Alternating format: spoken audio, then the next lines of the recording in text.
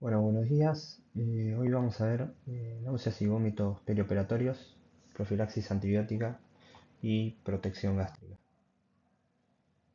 Los objetivos de esta clase va a ser evaluar básicamente las estrategias que tenemos para poder tratar las náuseas y vómitos perioperatorios. Poner en duda o quizás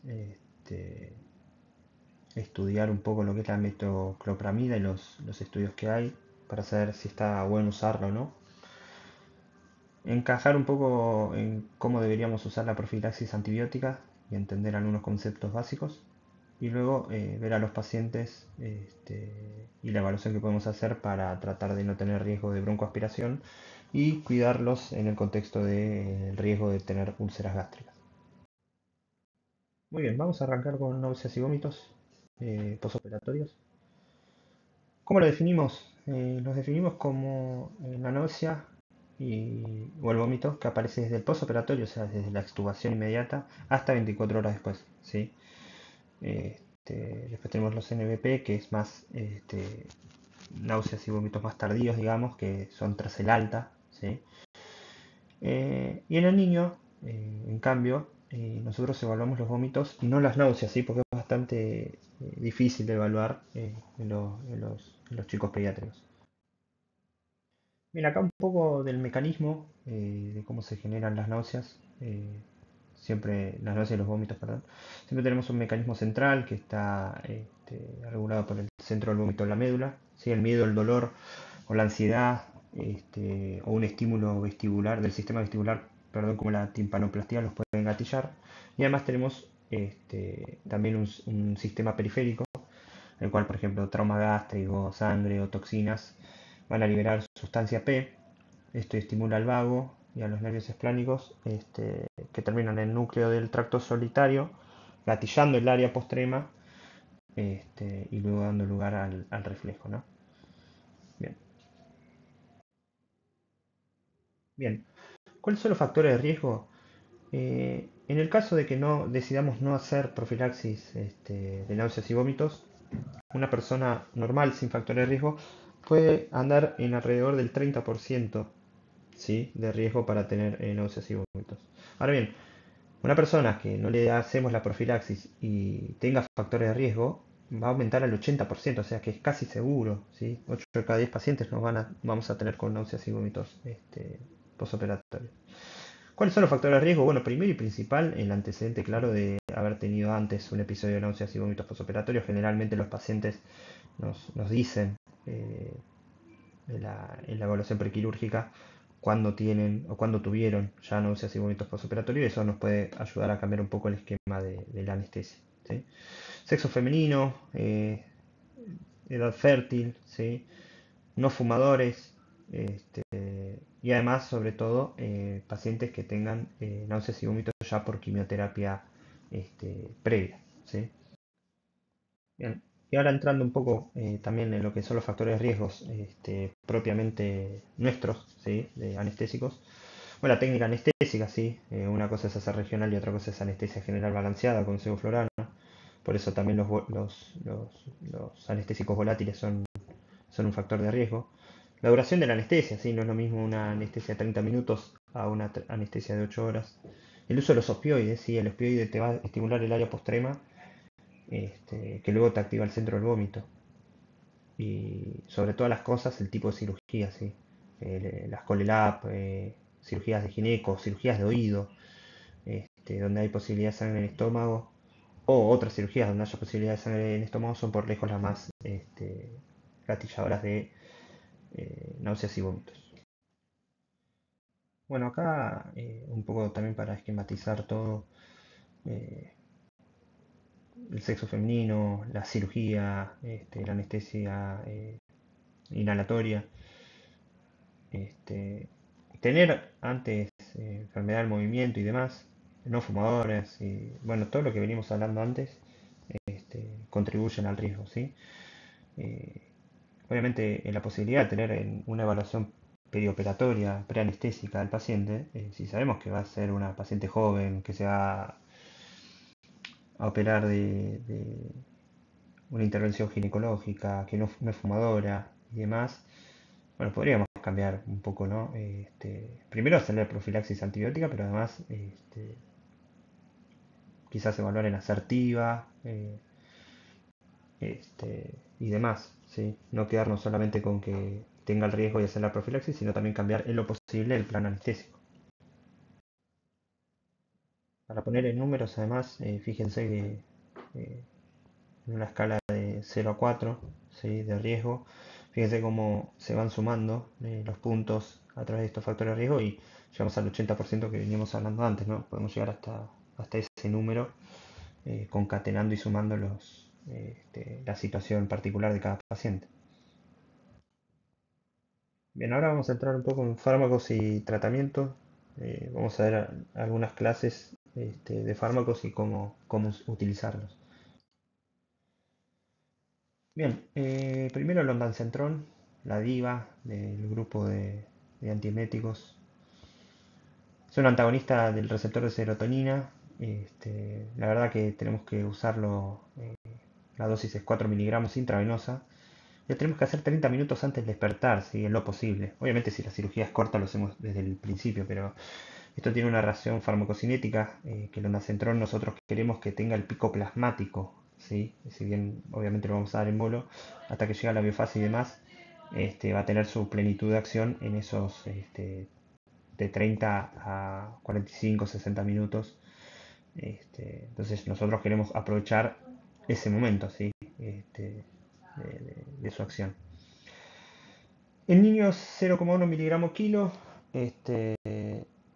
puedo usar máximo 4, pero tiene la particularidad que en caso de tener que hacer un rescate luego del despertar, puedo hacer 4 miligramos más, ¿sí?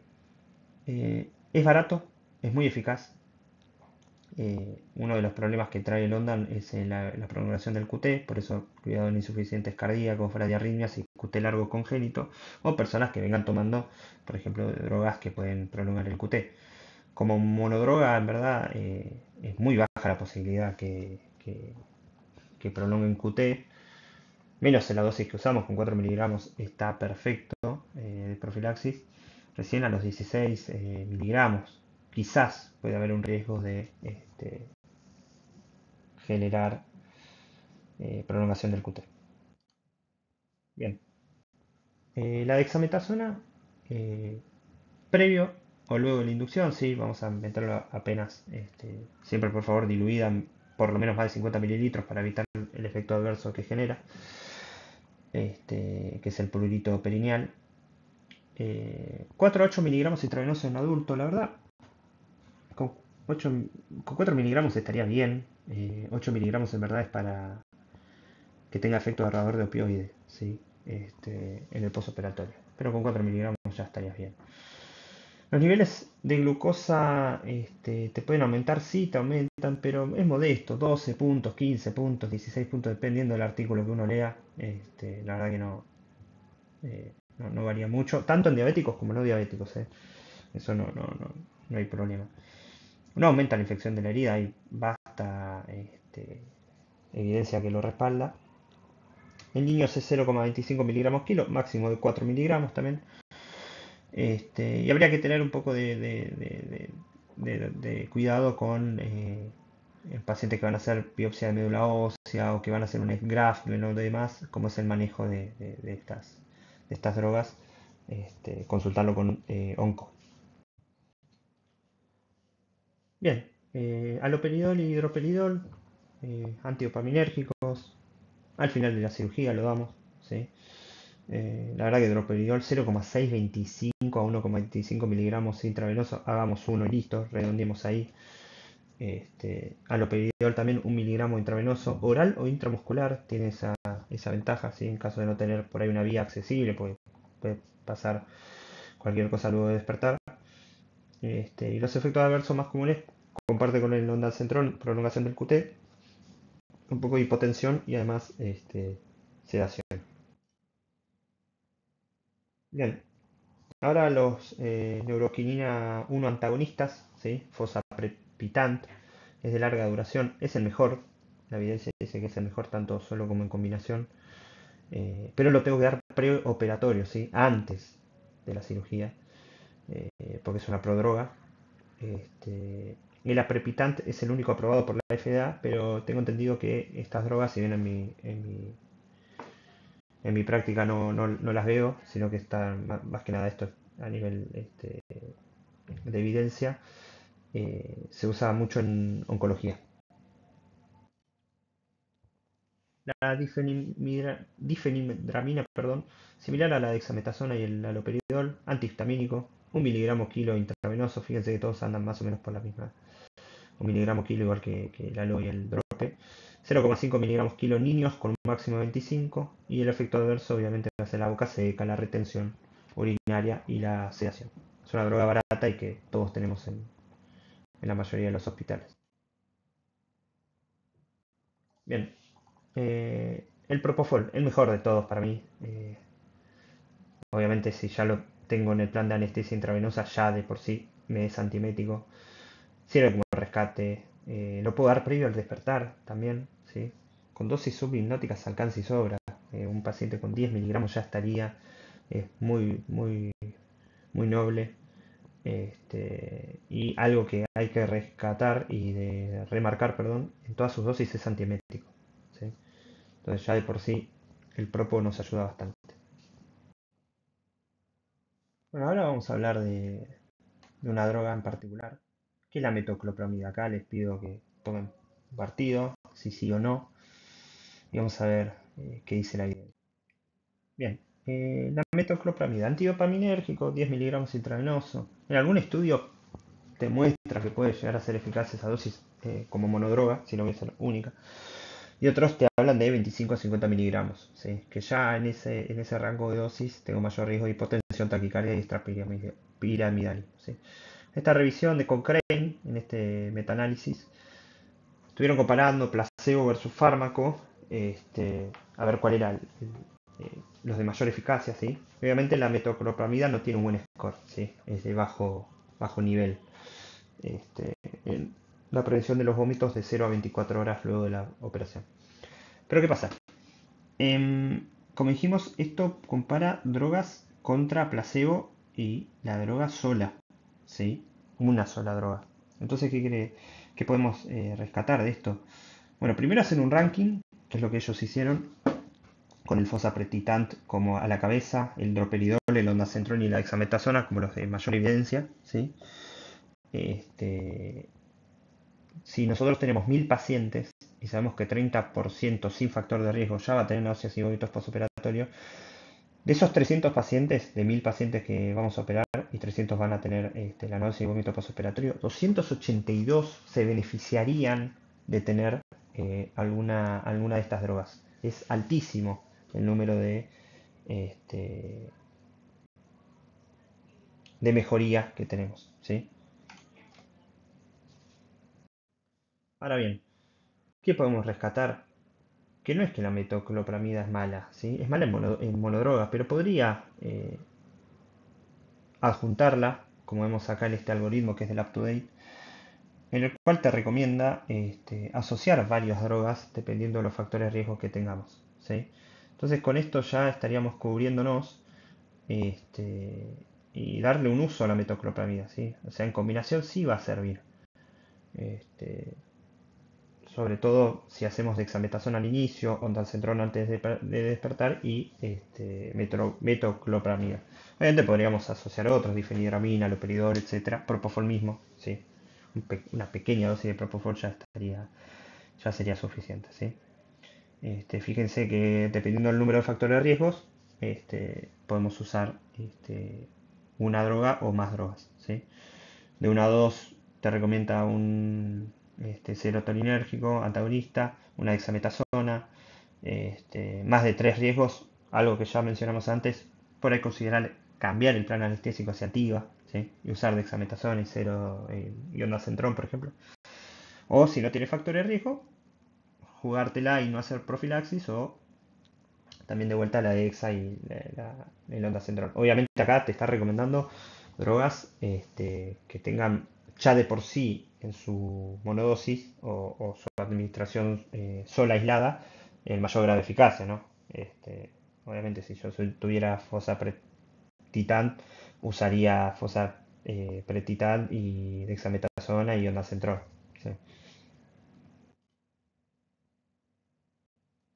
Bien, como dijimos, mejor combinar. Hay trabajos que mismo se nombra acá en el UpToDate, de hasta 5 drogas, ¿sí? Dexa, Ondan, aprepitant, difenidramina y perfanicina, ¿sí? O sea, hay trabajos que combinan mayor cantidad de drogas y que se ve, obviamente, uno cuidando de no hacer un cóctel de drogas que tengan interacción, que mejora mucho las náuseas y vómitos, ¿sí? Profilaxis antibiótica. ¿Para qué lo usamos? Obviamente en el contexto del quirófano, contexto de anestesia, ¿sí? No contexto de clínica médica, de terapia intensiva y demás. Prevenimos infección en el sitio quirúrgico, ¿sí? En quirófano lo hacemos. ¿Por qué lo hacemos en quirófano, la profilaxis? Y lo posible 30 minutos antes, porque si yo lo hago en el pre-quirúrgico y el paciente por alguna razón se retarda la cirugía y demás, voy a tener que volver a hacerle porque ya el tiempo va a haber pasado, ¿sí? Entonces yo lo que quiero es hacerlo en quirófano y dentro de esos 30 minutos, ¿sí? Si ya tienen antibióticos, si ya viene tomando antibióticos, esto no quita la necesidad de hacerle profilaxis antibiótica. Una cosa es eh, la droga que le voy a estar haciendo para cubrir el sitio quirúrgico en el tiempo de vida media de esa droga y el tiempo de duración de acción que las drogas que viene tomando ya de sala, ¿sí?